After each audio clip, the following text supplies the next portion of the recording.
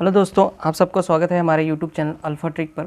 तो आज हम जो समाकलन कक्षा 12 का जो मैथ का चैप्टर है, 7वां चैप्टर है समाकलन, उसके हम 7.2 जो एक्सरसाइज है वहाँ से स्टार्ट करेंगे लगाना, ठीक है। और इसके प्रीवियस जो वीडियोस हैं वो हमारे चैनल पर अपलोडेड हैं, आप जा करके देख सकते हैं प्लेलिस्ट में।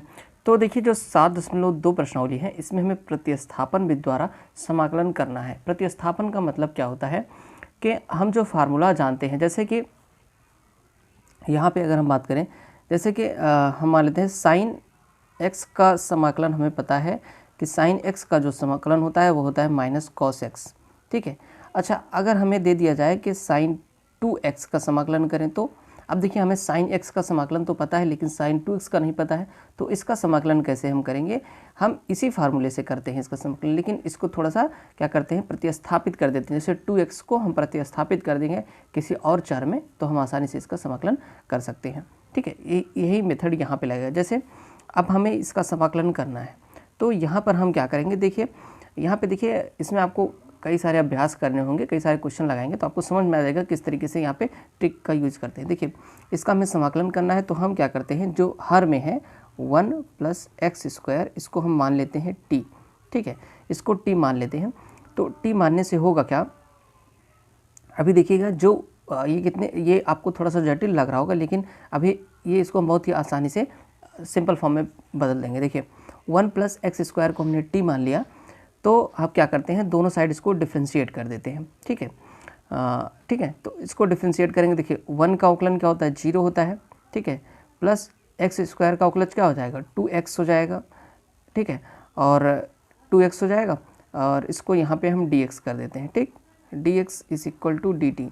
वास्तव में ये होता कैसे है, मैं आपको ये बार बताता हूँ। देखिए, ये था 1 + x² dt, ठीक है। तो हम क्या करते हैं, x से x के सापेक्ष दोनों साइड क्या करते हैं, अवकलन कर देते हैं। तो अगर x के सापेक्ष करेंगे तो ये हो जाएगा dx 1 + x² और dt dx, ठीक है। समझ में आया, इस तरीके से हो गया। अच्छा, इसका अवकलन करेंगे तो ये 0 हो जाएगा, ये हो जाएगा 2x = dt dx, ठीक है। तो अब हम क्या करते हैं, एक तरीके से यहाँ पे आप समझें कि dx का इधर मल्टीप्लाई हो गया, ठीक है।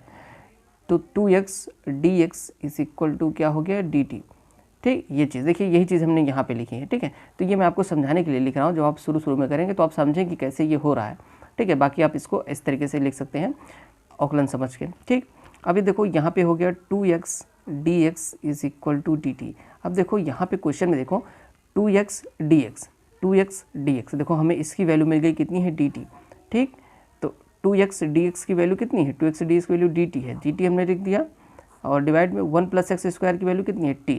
अब देखो ये पहले x के फॉर्म में था, वेरिएबल में था, अब यहाँ पे t के वेरिएबल में आ गया, और ये बहुत ही आसान हो गया। अब 1/t का समाकलन हमें पता है कितना होता है, log t, ठीक, log t + c होता है। अब चूंकि जो हमारा क्वेश्चन था वो x में था, तो हम इसको x में कन्वर्ट कर देते हैं, तो log, बस t का मान रख देते हैं, t का मान कितना है, 1 + x² + c, बस यही हमारा आंसर हो जाएगा। इसमें क्या करना है, हमें यही ध्यान में देना है कि किस चीज़ को मानने से ये हमारा जो क्वेश्चन है वो आसान हो जाएगा। चलिए नेक्स्ट क्वेश्चन देखते हैं। तो देखिए, इस क्वेश्चन को देखते हैं, log x का होल स्क्वायर और डिवाइडेड बाई x, इसका हमें समाकलन करना है। देखिए, हमें चीज़ें कैसे पता चलती हैं, क्या मानना है। देखो, अगर हम log x को t मानते हैं तो जब डिफ्रेंशिएट करेंगे तो 1/x आ जाएगा, जिसका हमें कुछ मान पता चल जाएगा, ठीक है। तो ये आसान हो जाएगा। क्या करना है, यहाँ से हमें यहाँ पे माना, ठीक, माना log x = t, ठीक है। अब देखो, इसको मानने से हमें यहाँ पे क्या आसानी हुई, ठीक है। हमने x को t नहीं माना, क्योंकि उससे मानते तो फिर ये जटिल का जटिल ही रहता, इसलिए हमने log x को t माना। देखिए, इससे आसान क्या होगा, पहले इसका अवकलन कर देते हैं। तो log x का अवकलन होता है 1/x, ठीक। और हमने बताया था कि इधर अवकलन किया तो इधर dx लगा दो, और इधर t है तो dt लगा दो, ठीक है। अब ये कैसे हुआ, ये जो मैंने आपको इस वाले क्वेश्चन में बताया था, इसी प्रोसेस से हुआ है, आप इसको समझ लीजिएगा, ठीक है।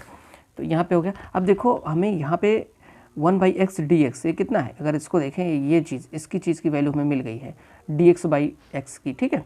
तो dt होता है, तो आइए रखते हैं। देखो ये क्या हो जाएगा, log x की वैल्यू कितना है, t का स्क्वायर, ठीक है, क्योंकि स्क्वायर लगा है, और इसकी वैल्यू क्या है, dt, तो यहाँ पे हमने रख दिया dt। अब देखिए, ये तो आपको फार्मूला पता ही होगा, ये होता है x⁴n dx वाला फार्मूला यहाँ पे लग जाएगा बड़े आराम से। तो यहाँ पे हो जाएगा t⁴, क्योंकि 2 था, और यहाँ पे 3 + c। अब चूंकि हमें क्वेश्चन x में दिया है तो x में इसको चेंज कर देते हैं, आंसर क्या हो जाएगा, t टी की जगह हम वैल्यू रखते हैं एक्स, लॉग एक्स हो जाएगा लॉग एक्स का क्यूब डिवाइडेड बाई 3 प्लस सी। ये हमारा आंसर हो गया। चलिए नेक्स्ट क्वेश्चन देखते हैं। तो देखिए इसका समाकलन किस तरीके से करेंगे। देखिए इसका समाकलन करने के लिए सबसे पहले हम क्या करते हैं, नीचे से x को कॉमन कर लेते हैं। तो ऊपर हो जाएगा dx डिवाइडेड बाई x और 1 प्लस लॉग एक्स। ठीक है, 1 प्लस लॉग एक्स। अब देखिए हमने इसको कॉमन कर लिया। कॉमन करने से ये क्या हो, यहाँ पे एक चीज़ हमें फ़ायदा मिल जाएगा, अभी मैं आपको बताता हूँ क्या। अब देखिए यहाँ पर माने किसको, तो हम 1 प्लस लॉग एक्स को t मानते हैं। 1 प्लस लॉग एक्स को t मानते हैं। अच्छा, हमने log x को t इसलिए नहीं माना है क्योंकि अगर log x को t मानेंगे तो यहाँ पर t प्लस 1 का फॉर्म नीचे बन जाएगा, जो कि फिर से एक दिक्कत होगी समाकलन करने में। इसलिए हमने पूरे को ही मान लिया है 1 प्लस लॉग एक्स को। अब इससे x को कॉमन लेने से क्या होगा अभी मैं आपको दिखाता हूँ।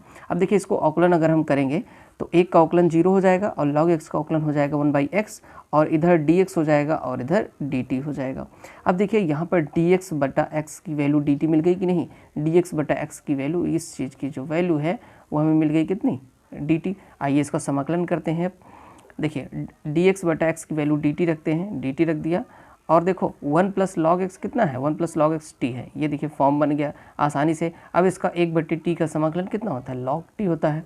लॉग टी हमने यहाँ पे लिख दिया प्लस सी। अब चूंकि क्वेश्चन x में है तो इसको भी x में करना पड़ेगा, इसलिए लॉग टी की जगह हम क्या करते हैं, वैल्यू रख देते हैं। टी क्या है, 1 प्लस लॉग एक्स है, ठीक, प्लस सी। ये हमारा आंसर हो जाएगा। चलिए नेक्स्ट क्वेश्चन देखते हैं। तो देखिए इस क्वेश्चन को कैसे करेंगे। पहली बात तो एक है साइन एक्स और दूसरा है साइन के अंदर कॉस एक्स है और डी एक्स का समाकलन निकालना है। देखिए इसमें हम क्या करेंगे, अंदर वाले कॉस एक्स को हम कुछ मान ले, टी मान लेते हैं। ठीक है, तो यहाँ पर माना, देखिए हमें पता कैसे चल रहा है, क्योंकि कॉस एक्स को मानेंगे तो जो कॉस एक्स को समाकलन करेंगे तो साइन एक्स डी एक्स का हमें कुछ मान मिलेगा। देखिए माना cos x is equal to t. ठीक, समाकलन करेंगे तो कॉस एक्स का समाकलन हम जानते हैं क्या होता है, माइनस साइन एक्स होता है।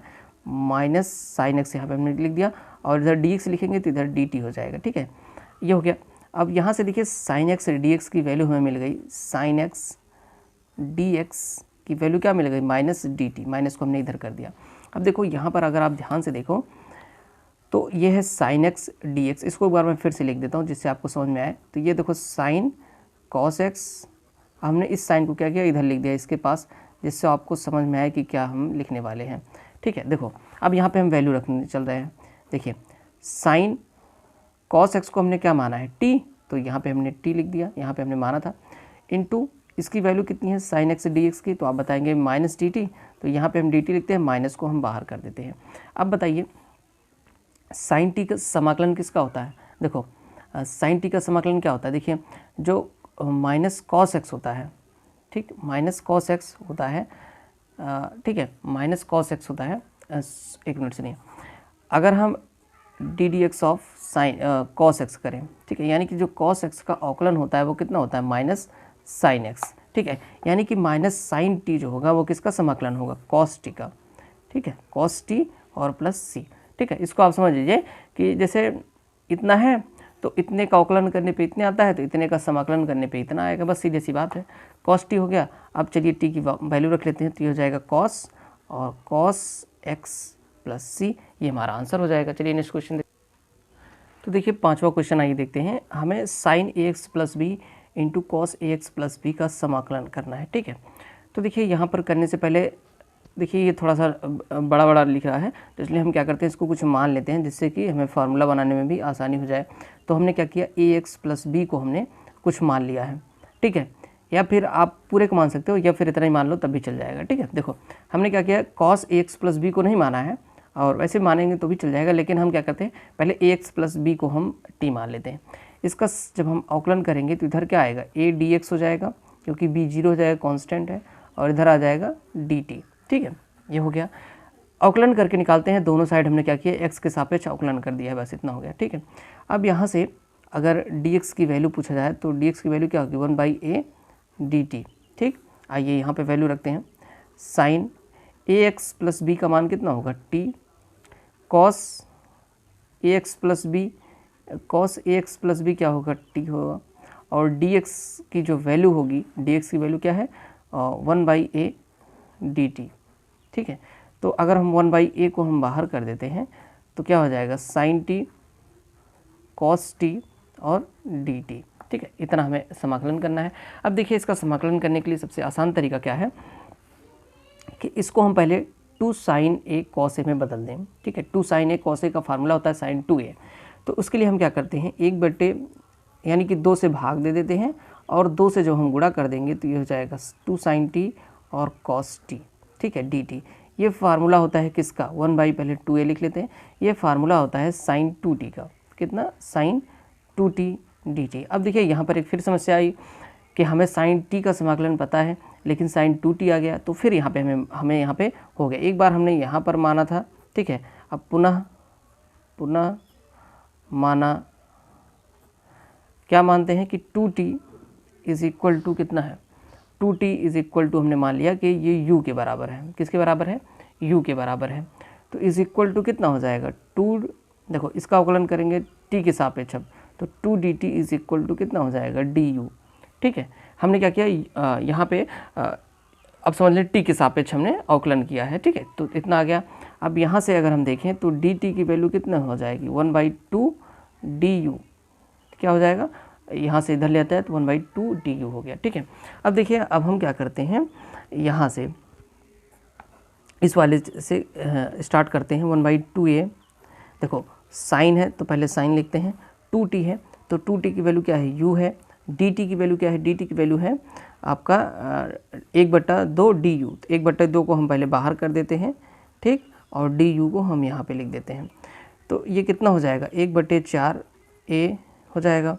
और साइन u का समाकलन कितना होता है बताओ, साइन x का समाकलन कितना होता है, साइन x का समाकलन होता है माइनस कॉस x, तो यहाँ पे कितना आ जाएगा, माइनस कॉस u, ठीक है, प्लस c, समझ में आया, तो ये कितना हो जाएगा 1/4a, माइनस को बाहर कर देते हैं, कॉस u की वैल्यू क्या है, अब देखो यहाँ पे पहले u लिख लेते हैं प्लस c। अब देखो इतना समाकलन हमारा आ गया, लेकिन हमारा क्वेश्चन किस में था, x में था, तो हमें इसको चेंज करना होगा। तो सबसे पहले यहाँ पे 2 बार हमने माना है, तो इसलिए हम क्या करते हैं, पहले एक बार इसको t में चेंज करते हैं, तो कितना हो जाएगा, -1/4a, कॉस u की वैल्यू कितनी थी, u बराबर था 2t, तो 2t प्लस c हो गया।